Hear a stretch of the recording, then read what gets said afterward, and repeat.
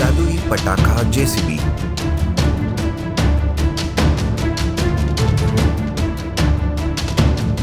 दिवाली 2 दिन पर आई थी, इसलिए लोग भी देर रात तक पटाखे खरीदते रहते हैं। उस दिन भी देर रात किशोर अपना पटाखों का दुकान बंद करके घर जा रहा था कि उसे एक गोदाम से हंसी की आवाज आती है। वो उस गोदाम में क्या चल रहा है ये देखने के लिए जाता है।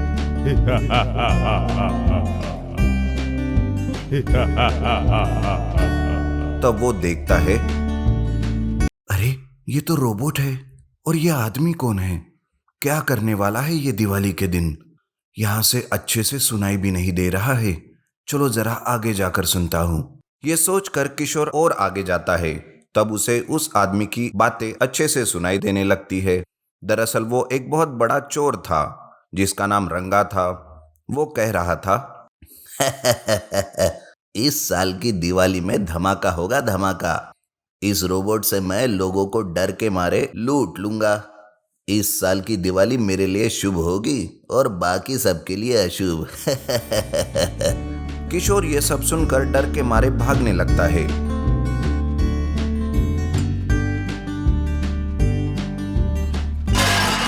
लेकिन भागते हुए आवाज होती है और रंगा किशोर को देख लेता है। तब रंगा किशोर को पकड़ने के लिए अपना रोबोट उसके पीछे भेजता है। रोबोट भी तुरंत जाकर किशोर को पकड़ लेता है और उसे लेकर गांव के बाहर एक जंगल में फेंक देता है।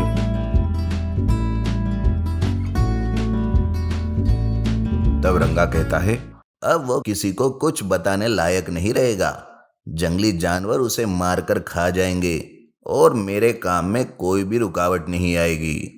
उधर किशोर के घर में उसकी बीवी रीमा और बेटा चिंटू किशोर के घर न आने से परेशान हो जाते हैं। सवेरे से वो दोनों किशोर को ढूंढने लगते हैं। उसकी दुकान भी बंद थी, कहीं पर कुछ भी किशोर का पता नहीं चल रहा था।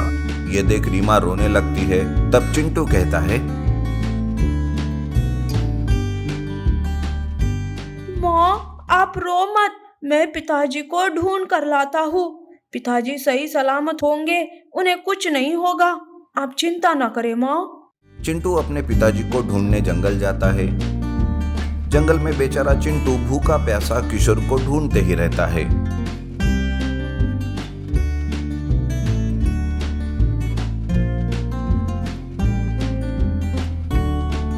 दोपहर हो जाती है। धूप की वजह से चिंटू जंगल में चक्कर आकर गिर जाता है और जब वो अपनी आंखें खोलता है तो खुद को एक अलग ही जगह पर पाता है। अरे ये मैं कहाँ आ गया? ये कौन सी जगह है? कोई है यहाँ पे? वो इस तरह से आवाज देने लगता है कि तभी वहां एक जादूगर प्रकट होता है और वो कहता है, बेटा मैं एक जादूगर हूँ। तुम जंगल में बेहोश पड़े थे, ऊपर से शेर तुम पर हमला करने वाला था, तभी मैंने तुम्हें बचाया और यहाँ ले आया बेटा। यह मेरी जादुई दुनिया है। लेकिन बात बताओ बेटा, तुम यहाँ किसे ढूंढ रहे थे? चिंटू जादूगर को अपने बारे में और पिताजी के बारे में सारी बात बताता है। जादूगर को चिंटू पर दया आती है और वो उसे कहते हैं, बेटा तुम बहुत ही अच्छे बच्चे हो जो खुद के जान की परवाह ना करते हुए यहाँ तक चले आए। मैं तुम्हें एक ऐसी चीज देता हूँ जिससे तुम अपने पिताजी तक पहुँच जाओगे। जादूगर अपने जादू से एक जादुई पटाखा जेसीबी प्रकट करता है।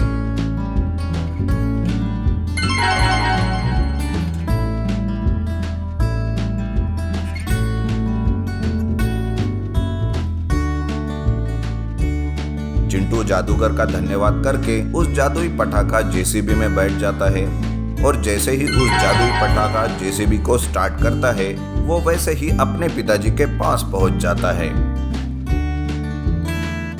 किशोर जंगल के बीचों बीच पड़ा हुआ था। ये देखकर चिंटू उसके पास जाता है।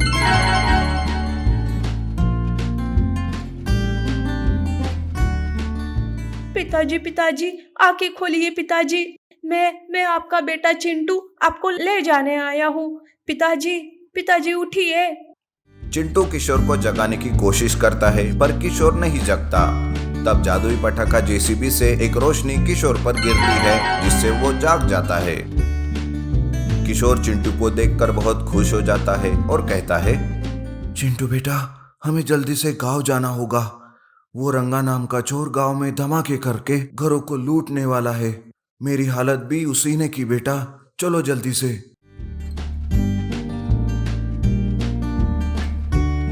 उधर गांव में रीमा। हे भगवान, ये कौन सी दिवाली मेरे नसीब में आई है इस साल। ना ही मेरा पति घर है, ना ही मेरा बेटा चिंटू। अब मैं कहाँ जाऊँ, कहाँ ढूंढूं उन लोगों को। इस तरह रीमा रोती ही रहती है। तभी उसे धमाकों की आवाज आने लगती है। वो घर के बाहर निकलकर देखती है तो रंगा चोर रोबोट की मदद से गांव में तबाही मचा रहा था। लोग इधर से उधर भाग रहे थे। रोबोट घरों को तोड़कर वहां का पैसा, सोना सब लूट रहा था। पर तभी किशोर और चिंटू जादुई पटाखा जेसीबी रोबोट के सामने प्रकट हो जाते हैं। रंगा कहता है, अच्छा तो तुम अभी भी जिंदा हो, और ये क्या खिलौने लेकर आया? क्या इससे तुम मुझसे मुकाबला करोगे, वो भी एक खिलौने से? रंगा किशोर का मजाक उड़ाता है और अपने रोबोट को उस पर हमला करने के लिए कहता है। लेकिन तभी जादुई पटाखा जेसीबी से ढेर सारे पटाखे निकलने लगते हैं, जिससे रोबोट किशोर पर हमला ही नहीं कर पाता। जेसीबी से एक जादुई रॉकेट निकलता है, जिससे रोबोट वहीं पर ढेर हो जाता है। तब तक वहां पुलिस भी आती है और रंगा को पकड़ कर ले जाती है। इस तरह से जादुई पटाखा जेसीबी ने रंगा के मंसूबे पर पानी फेर दिया और उसके रोबोट को ढेर कर दिया। साथ में उसे जेल में भी भेज दिया।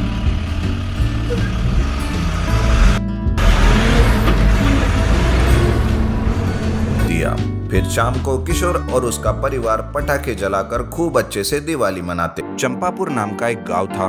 वहां पर सुरेश नाम का एक आदमी अपनी बीवी बच्चे के साथ रहता था। उसके पास एक जेसीबी था, उसी को चलाकर सुरेश का घर चलता था। सुरेश का पड़ोसी अशोक के पास एक ट्रैक्टर होता है, पर उसे कम काम मिलते थे और सुरेश को ज्यादा। इससे अशोक बहुत जलता था। एक दिन वो कहता है, सुरेश तो दिन ब दिन ज्यादा पैसे कमा रहा है, और मैं यहाँ खाली बैठे हुए कोई काम नहीं।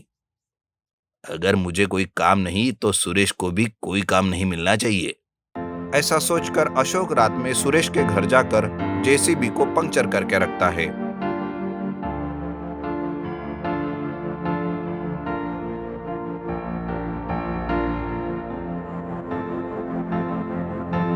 इस वजह से सुरेश को पंक्चर निकालकर काम पर जाने के लिए देरी होने लगी और रोज रोज का खर्चा भी बढ़ गया।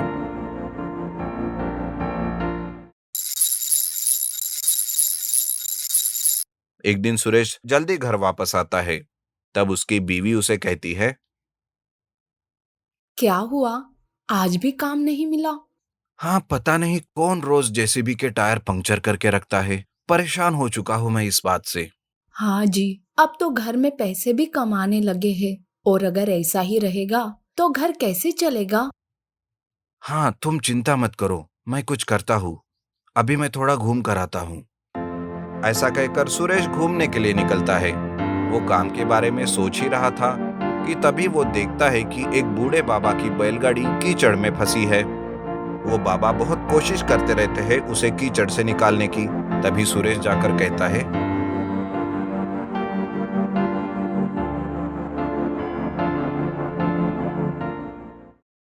बाबा आप बाजू हो जाओ, मैं देखता हूं।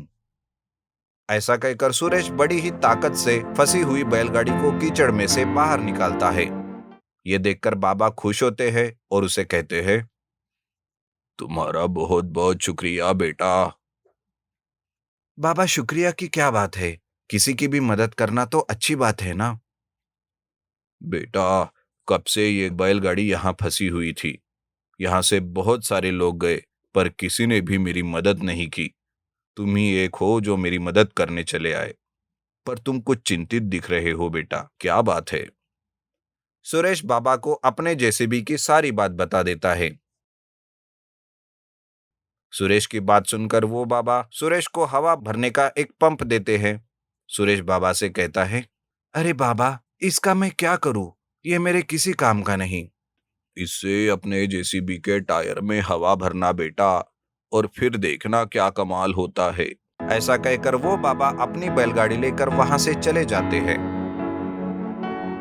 सुरेश वो पंप लेकर घर आता है, अपने बीवी को सारी बात बताता है। दूसरे दिन फिर से सुरेश का जेसीबी का टायर पंक्चर होता है।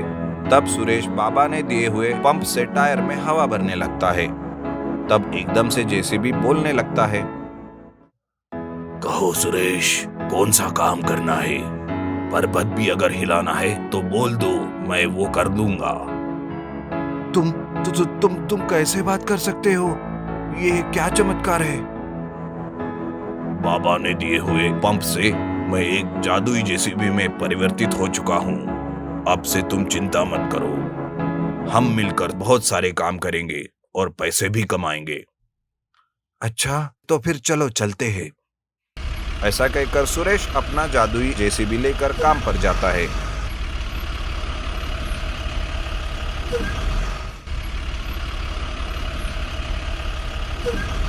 उस जादुई जेसीबी से वो बड़े बड़े काम कुछ ही पलों में कर देता है। बड़े से बड़े पत्थर हटाने हो या फिर बड़ी सी इमारत गिरानी हो, जादुई जेसीबी चुटकी में कर लेता है। ज्यादा काम कम समय में करने की वजह से सुरेश को बहुत काम और पैसे मिलने लगे।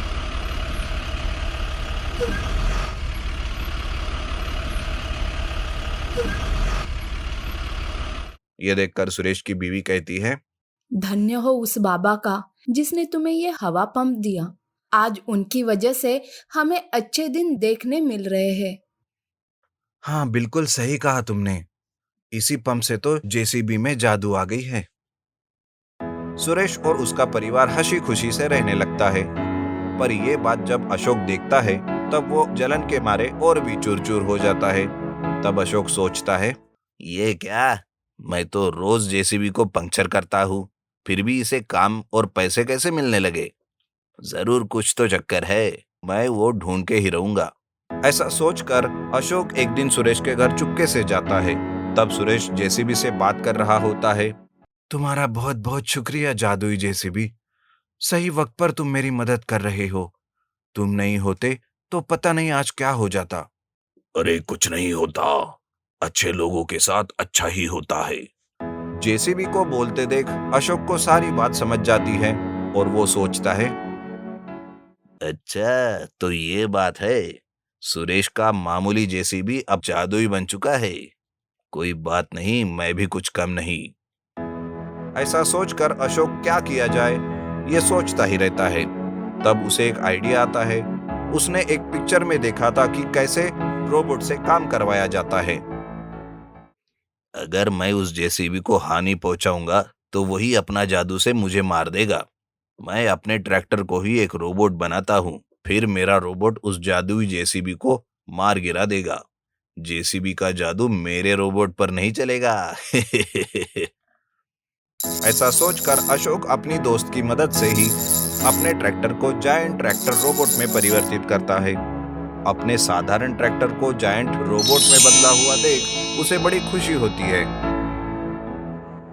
वो दूसरे दिन सुरेश के घर जाता है और कहता है, सुरेश, अरे ओ सुरेश, कहाँ हो? देखो मेरे पास क्या है। अरे तुम्हारा ट्रैक्टर इतना बड़ा कैसे हो गया? ये तो कमाल है। अरे तो क्या, कमाल सिर्फ तू ही कर सकता है। मतलब मैं समझा नहीं अशोक। मुझे सब पता है तुम्हारे जादुई जेसीबी के बारे में, लेकिन मेरा ट्रैक्टर भी अब कम नहीं, ये जायंट ट्रैक्टर रोबोट बन गया है। ऐसा कहकर अशोक अपने पास रखे हुए रिमोट की बटन दबाता है। वैसे ही वो एक जायंट ट्रैक्टर रोबोट में बदल जाता है। ये देखकर सुरेश हैरान होता है और वो कहता है, अरे अशोक, ये तो अद्भुत है, पर तुम मुझसे क्या चाहते हो? मैं देखना चाहता हूँ कि मेरा जायंट ट्रैक्टर रोबोट सर्वश्रेष्ठ है या फिर तुम्हारा जादुई जेसीबी। चलो एक मुकाबला हो जाए। लेकिन उसकी क्या जरूरत है अशोक? अरे तेरी अकड़ ठिकाने लगानी है मुझे।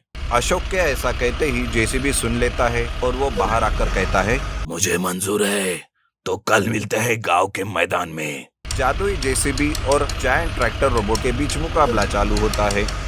दोनों एक दूसरे को पछाड़ने में लग जाते हैं। पहले जेसीबी अपना कोई जादू का इस्तेमाल नहीं करता,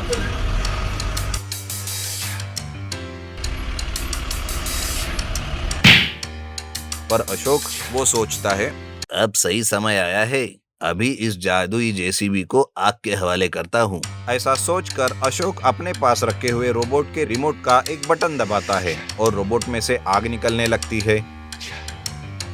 फिर जेसीबी भी अपना जादू आजमाता है और ढेर सारा पानी उस रोबोट पर डालता है। पानी की वजह से रोबोट की आग बुझ जाती है। रोबोट के पार्ट्स में पानी जाने की वजह से रोबोट अपना काम करना बंद करता है और रोबोट का फंक्शन बिगड़ जाता है और वो अशोक के पीछे पड़ता है। उसे उठाकर जोर जोर से उछालने लगता है। अशोक चिल्लाने लगता है, अरे अरे मुझे छोड़ दो, मुझे छोड़ दो, मैंने क्या किया? तू तो मेरा रोबोट है, छोड़ दो मुझे। अरे तुझे सब पता है कि तुमने क्या किया है। तुम ही हो जो हमेशा मुझे पंक्चर करते थे। आज भी मुकाबले के बहाने तुमने छल ही किया। इसकी सजा ही तो तुम्हें मिल रही है। नहीं नहीं जादुई जेसीबी, छोड़ दो उसे। मैंने तो उसे कब का माफ कर दिया, तुम भी कर दो। सुरेश की बात सुनकर जादुई जेसीबी अशोक को छोड़ देता है और रोबोट को भी वो जेसीबी तोड़ फोड़ के खत्म कर देता है और अशोक को आगे से ऐसा कुछ नहीं करने का वादा लेता है।